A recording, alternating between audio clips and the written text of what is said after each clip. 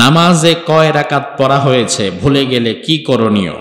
অনেক সময় দেখা যায় আমরা যখন নামাজ পড়ি 4 রাকাত বিশিষ্ট নামাজ, 3 রাকাত পড়ার পর অনেক সময় একটু সন্দেহ লাগে যে আমি কি 3 রাকাতই পড়লাম না 4 রাকাত পড়লাম।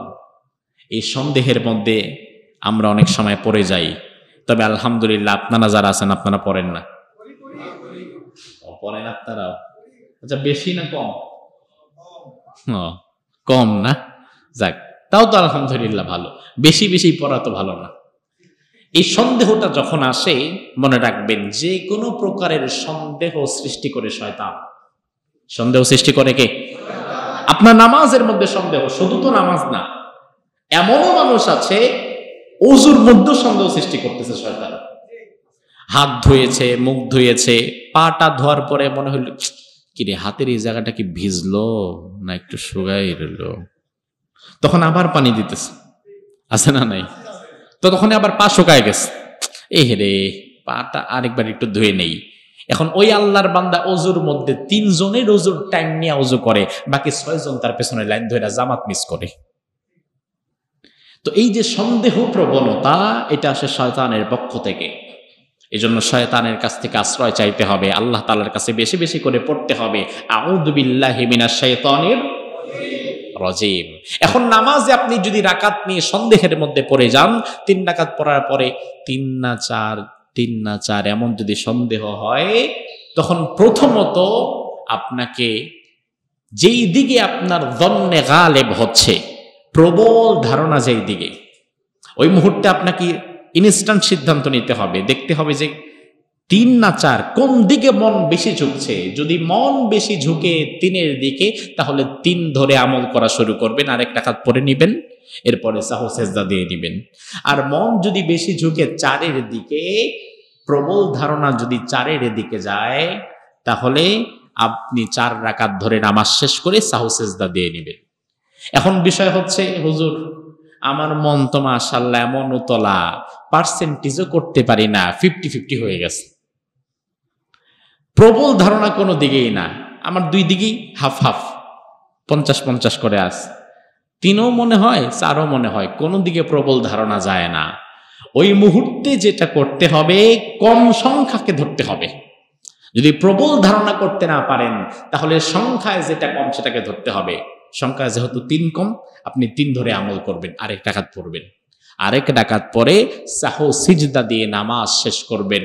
অনেক সময় দেখা যায় আমরা যখন নামাজ পড়ি 4 রাকাত বিশিষ্ট নামাজ, 3 রাকাত পড়ার পর অনেক সময় একটু সন্দেহ লাগে যে আমি কি 3 রাকাতই পড়লাম না 4 রাকাত পড়লাম।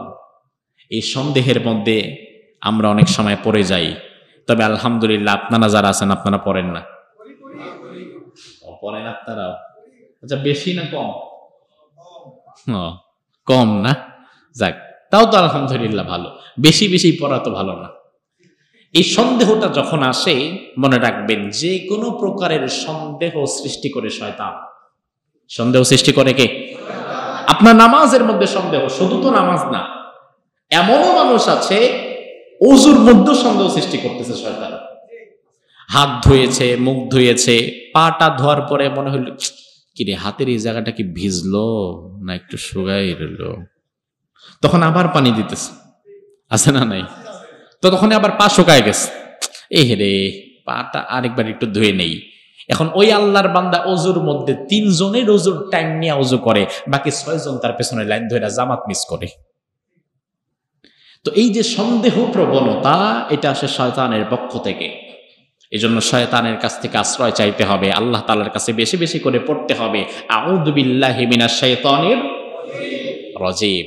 এখন নামাজে আপনি যদি রাকাত নিয়ে সন্দেহের মধ্যে পড়ে যান, 3 রাকাত পড়ার পরে 3 না 4, 3 না 4 এমন যদি সন্দেহ হয়, তখন প্রথমত আপনাকে যেই দিকে আপনার যন্নে গালেব হচ্ছে, প্রবল ধারণা যেই দিকে, ওই মুহূর্তে আপনাকে ইনস্ট্যান্ট সিদ্ধান্ত নিতে হবে। দেখতে হবে যে 3 না 4 কোন দিকে মন বেশি ঝুঁকছে। যদি মন বেশি ঝুঁকে 3-এর দিকে, তাহলে 3 ধরে আমল করা শুরু করবেন, আরেক রাকাত পড়ে নিবেন, এরপরে সাহু সেজদা দিয়ে দিবেন। আর মন যদি বেশি ঝুঁকে 4-এর দিকে, প্রবল ধারণা যদি 4-এর দিকে যায়, তাহলে আপনি 4 রাকাত ধরে নামাজ শেষ করে সাহু সেজদা দিয়ে নেবেন।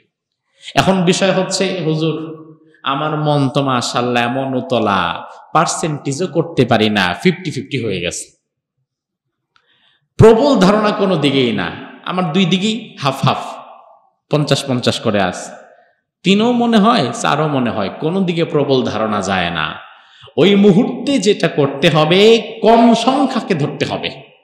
যদি প্রবল ধারণা করতে না পারেন, তাহলে সংখ্যায় যেটা কম সেটাকে ধরতে হবে। সংখ্যা যেহেতু 3 কম, আপনি 3 ধরে আমল করবেন, আরেক রাকাত পড়বেন, আরেক রাকাত পরে সাহু সিজদা দিয়ে নামাজ শেষ করবেন।